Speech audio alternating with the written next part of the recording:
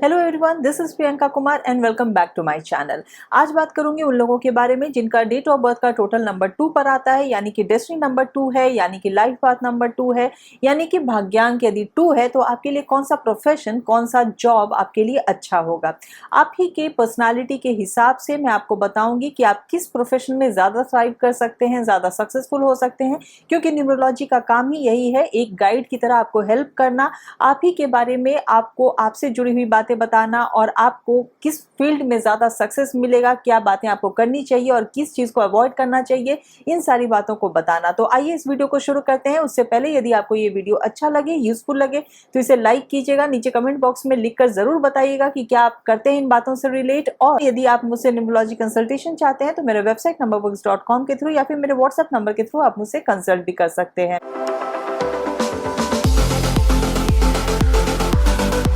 तो यदि आपके डेट ऑफ बर्थ का टोटल 2 पर आता है, यानी कि आपका डेस्टिनी नंबर 2 है, तो आपका रूलिंग प्लैनेट मून होता है। आपके अंदर एम्पैथी होती है, आपके अंदर बहुत ज्यादा दूसरों के इमोशंस को समझने की क्षमता होती है। आप टीम वर्क में काम करने वाले होते हैं, यानी कि आप दूसरों को जोड़ कर रखते हैं। आप एक ग्लू की तरह होते हैं जो लोगों को, टीम को जोड़ कर रखने वाले होते हैं। आप कोलैबोरेट करके काम करने वाले होते हैं और आप सेंसिटिव होते हैं, इमोशनल होते हैं, आप थोड़े रोमांटिक होते हैं। ये सारी चीजें तो आपके अंदर हैं, आपके पर्सनालिटी ट्रेट्स हैं, लेकिन क्या ये आपके प्रोफेशन में भी आपको कहीं ना कहीं हेल्प करती हैं या कभी आपके चैलेंज बनकर भी सामने आ जाती हैं। तो आइए इन्हीं सब बातों को डिस्कस करते हैं। तो आपके लिए जो सबसे पहला जॉब ऑप्शन है वो ये है कि आप एक अच्छे डिप्लोमेट बन सकते हैं, एक अच्छे काउंसलर बन सकते हैं, थेरेपिस्ट बन सकते हैं, जहां की आपका कम्युनिकेशन स्किल सामने आता है, जहां की आपका डिप्लोमेटिक नेचर सामने आता है। आप दूसरों को हर्ट नहीं करते हैं, दूसरों को आप वो स्पेस देते हैं जहां दूसरे भी अपनी बात को रखें, अपने इमोशंस को सामने लेकर आए, जहां आपका इमोशनल इंटेलिजेंस दिखता हो। तो ये सारे प्रोफेशंस आपके लिए बहुत अच्छे होते हैं। नेक्स्ट ऑप्शन है कि आप HR इंडस्ट्री में बहुत अच्छा कर सकते हैं,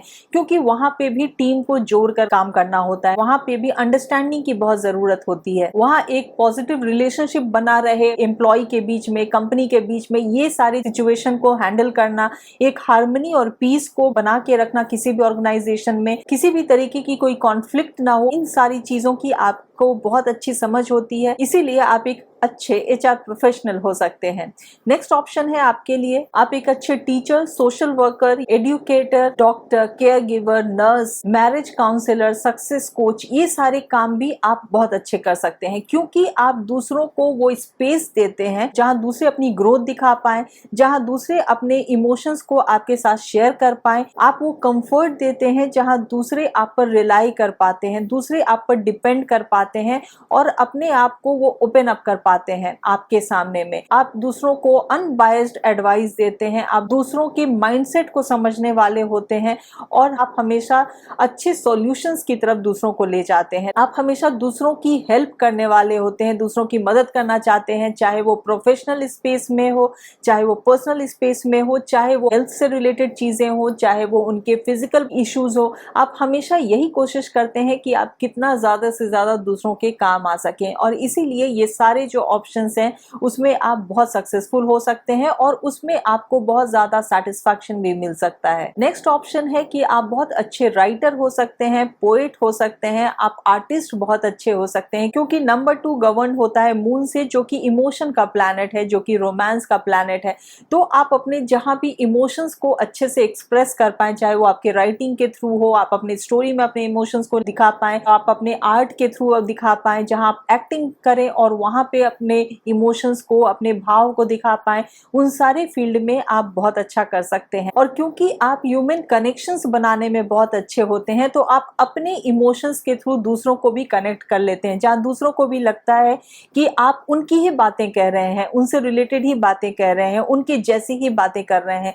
इसीलिए वहां पे आपको ज्यादा सक्सेस मिलता है जहां लोग आपसे कनेक्ट हो जाते हैं। आप एक अच्छे इवेंट प्लानर बन सकते हैं, आप हॉस्पिटैलिटी इंडस्ट्री में बहुत अच्छा कर सकते हैं, चाहे वो होटल हो, रेस्टोरेंट हो, ट्रैवल और टूरिज्म से जुड़ा हुआ काम हो, क्योंकि जहां मैंने कहा कि आप दूसरों को समझते हैं, एम्पैथेटिक होते हैं, वहीं आप दूसरों के कंफर्ट का भी ख्याल रखते हैं। आप हमेशा ये मेक श्योर करते हैं कि दूसरे कभी भी कोई परेशानी में ना हो, आप उनको परेशानी से निकालते भी हैं और वहीं आप उन्हें एक कंफर्टेबल और वेलकमिंग स्पेस भी देना चाहते हैं। तो इसीलिए ये सारे काम, ये सारे ऑप्शंस आपके लिए बहुत अच्छे होते हैं, जहां की आप दूसरों दूसरों को अपना एक इमोशनल केयर दिखाते हैं। आप एक अच्छे स्पिरिचुअल एडवाइजर, एस्ट्रोलॉजर, न्यूमरोलॉजिस्ट हो सकते हैं, क्योंकि वहां भी आपका एक नर्चरिंग एनर्जी दिखता है, आपका इंट्यूशन पावर दिखता है, जहां आप दूसरों के इमोशंस को समझ पाते हैं, दूसरों की तकलीफ को समझ पाते हैं और उसी तरीके से आप दूसरों को गाइड करते हैं। बीइंग नंबर 2, आप कोई भी काम यदि लिक्विड से रिलेटेड करते हैं, जैसे कि मिनरल वाटर का यदि आप बिजनेस करते हैं, पेट्रोल से रिलेटेड कोई काम करते हैं, यदि आप नेवी में काम करते हैं, यदि आप मिल्क से जुड़ा हुआ कोई भी काम करते हैं, किसी भी तरीके के लिक्विड से जुड़ा हुआ यदि आप कोई भी काम करते हैं, उसमें भी आपको बहुत सक्सेस मिलने के चांसेस होते हैं। तो ये कुछ ऑप्शंस थे आपके ट्रेड्स को देखते हुए।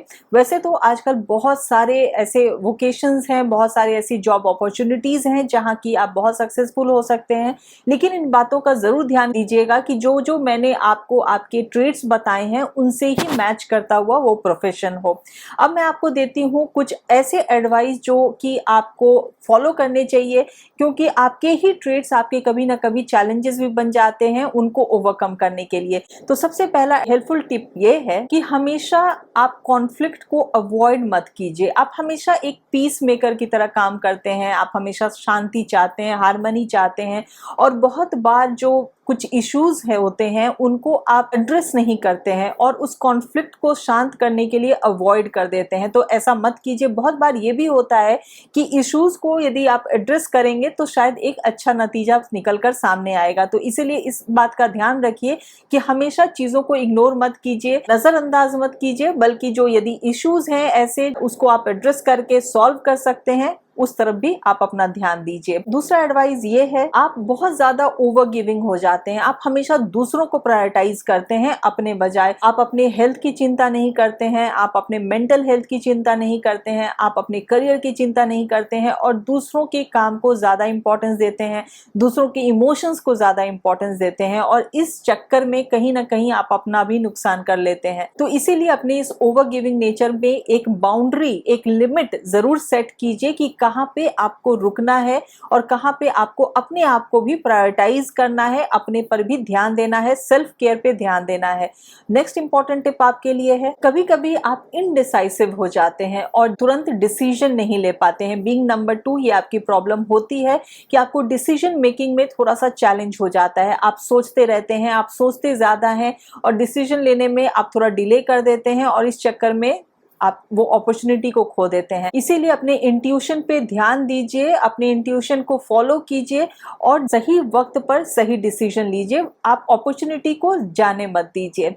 नेक्स्ट आपके लिए टिप ये है, आपको सर्दी जुकाम जैसी प्रॉब्लम अक्सर होती रहती है या डाइजेस्टिव इश्यूज अक्सर होते रहते हैं, क्योंकि आप मून से गवर्न होते हैं। तो इसीलिए आपके लिए बहुत इंपॉर्टेंट एडवाइस है, कोल्ड फूड को, जो ठंडी चीजें हैं उसको आपको अवॉइड करना है रात में।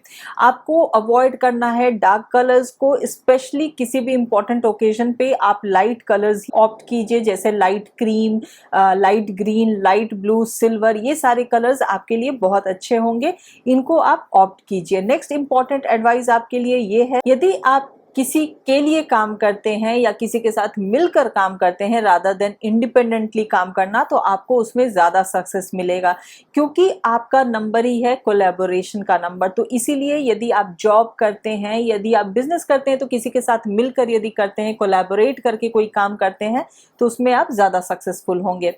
नेक्स्ट इंपॉर्टेंट एडवाइस आपके लिए है, आपको वाटर या किसी भी तरीके का कोई लिक्विड वेस्ट नहीं करना है। अक्सर लोग वाटर ही वेस्ट कर लेते हैं, क्योंकि हमारे पास ये अभी तो फिलहाल हमारे पास बहुत ज्यादा पानी है तो लोग वेस्ट कर देते हैं, लेकिन कभी ऐसा भी दिन आएगा जब पानी के लिए लोग तरसेंगे। और आज भी बहुत सारे ऐसे शहर हैं, बहुत सारी ऐसी कंट्रीज हैं जहां की पानी की स्कार्सिटी होनी शुरू हो गई है। इसलिए भी एनवायरनमेंट को ध्यान में रख के भी और अपने प्लैनेट को ध्यान में रख के भी आपको पानी को वेस्ट नहीं करना है, किसी भी तरीके के लिक्विड को वेस्ट नहीं कीजिए।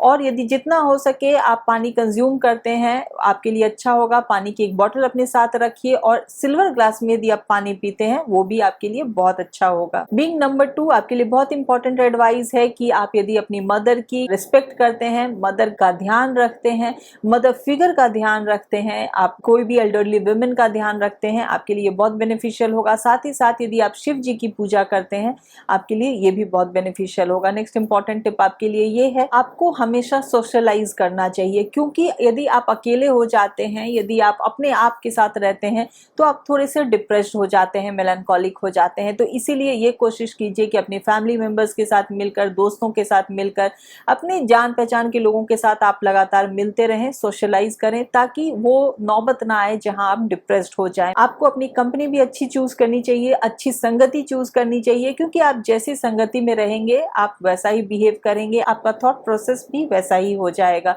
तो इसीलिए अच्छे लोगों के साथ रहें, अच्छे बुक्स पढ़ें, आपके लिए ये बहुत इंपॉर्टेंट है। तो ये कुछ बातें थी आपके करियर से रिलेटेड, आपके प्रोफेशन से रिलेटेड और आपके नंबर से रिलेटेड। आई होप कि आपको ये सारी बातें बहुत ही यूजफुल लगी होंगी, रिलेटेबल लगी होंगी। यदि आप इन बातों से रिलेट करते हैं, इन बातों को आप फॉलो करना चाहते हैं, आपके लिए ये बातें यूजफुल हैं, तो नीचे कमेंट बॉक्स में लिखकर जरूर बताइएगा। मैं नेक्स्ट वीडियो में फिर आपसे मिलूंगी और न्यूमरोलॉजी से रिलेटेड ऐसे ही बहुत ही इंटरेस्टिंग येट इंपॉर्टेंट बातें आपके साथ करती रहूंगी। Till then take very good care of yourself and thank you for watching.